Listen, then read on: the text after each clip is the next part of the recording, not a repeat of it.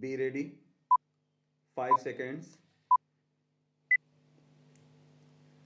Start. We have decided to embark upon on a massive mission to provide LPG connection in the name of women members of poor households. I have set aside a sum of rupees 2000 crore in this year's budget to meet the initial cost of providing these LPG connections. This will benefit about 1 crore 50 lakh households below the poverty line in 2016-17. The scheme will be continued for at least 2 more years to cover a total of 5 crore BPL households. This will ensure universal coverage of cooking gas in the country. These measures will empower women and protect their health. It will reduce drudgery and the time spent on cooking. It will also provide employment for rural youth in the supply chain of cooking gas. I want to take this opportunity to express our gratitude and appreciation for the 75 lakh middle class and lower middle class households who have voluntarily given up their cooking gas subsidy in response to the call given by the Honorable Prime Minister. Their gesture is a matter of pride for the country. Catastrophic health events are the single most important cause of unforeseen out of pocket expenditure, which pushes lakhs of households below the poverty line every year. Serious illness of family members cause severe stress on the financial circumstances of poor and economically weak families, shaking the foundation of their economic security. In order to help such families, the government will launch a new health protection scheme which will provide health cover up to rupees 1 lakh per family. For senior citizens of age 60 years and above belonging to this category, an additional top up package up to rupees 30,000 will be provided, making quality medicines available at affordable prices has been a key change. We will reinvigorate the supply of generic drugs. 3,000 stores under Prime Minister's Jan Aushadhi Yojana will be opened. About 2.2 lakh new patients of end stage renal disease get added in India every year, resulting in additional demand for 3.4 crore dialysis sessions.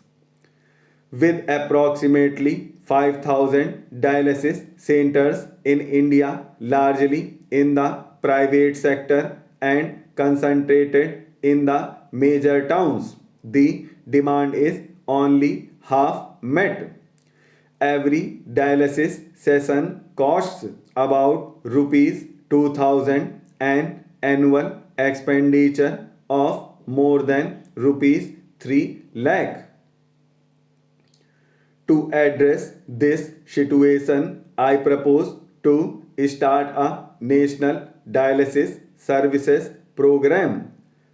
Funds will be made available through PPP mode under the National Health Mission to provide dialysis services in all district hospitals. To reduce the cost, I propose to exempt certain parts of dialysis equipment from basic customs duty, etc. Scheduled caste and scheduled tribe entrepreneurs are beginning to show great promise in starting and running successful business enterprises.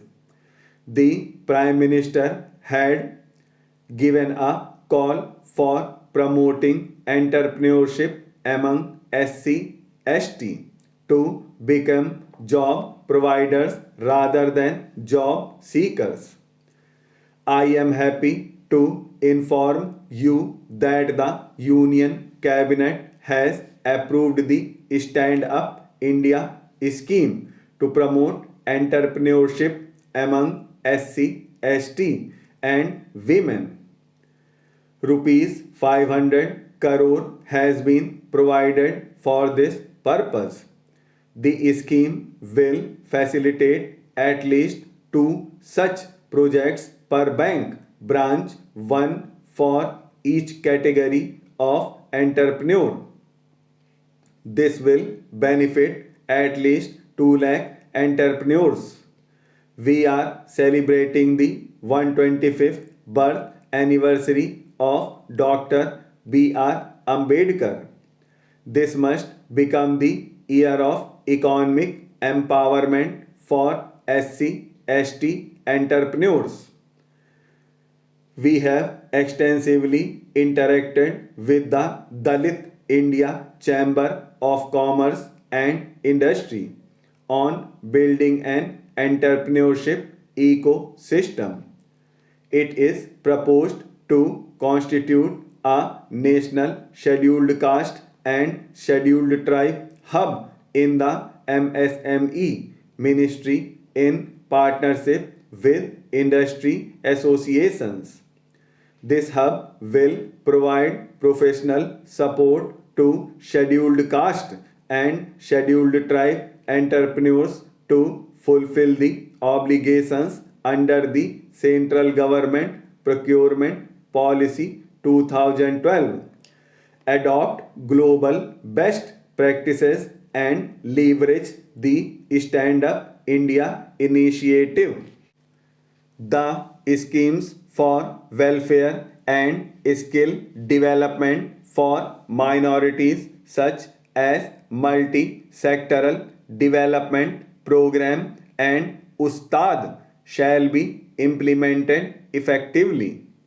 I would now like to highlight the steps proposed to be taken under education, skill development and job creation, which is the fourth pillar of my budget proposals. After universalization of primary education throughout the country, we want to take the next big step forward by focusing on the quality of education with 62 new Navodaya Vidyalayas in the current year to help students, higher education institutions and employers to access degree certificates of candidates. It is proposed to establish a digital depository for school leaving certificates, college degrees, academic awards, and mark sheets on the pattern of a securities depository. This will help validate their authenticity, safe storage, and easy retrieval.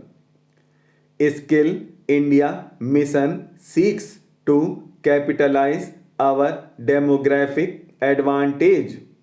Since its launch, the National Skill Development Mission has created an elaborate skilling ecosystem and imparted training to 76 lakh youth.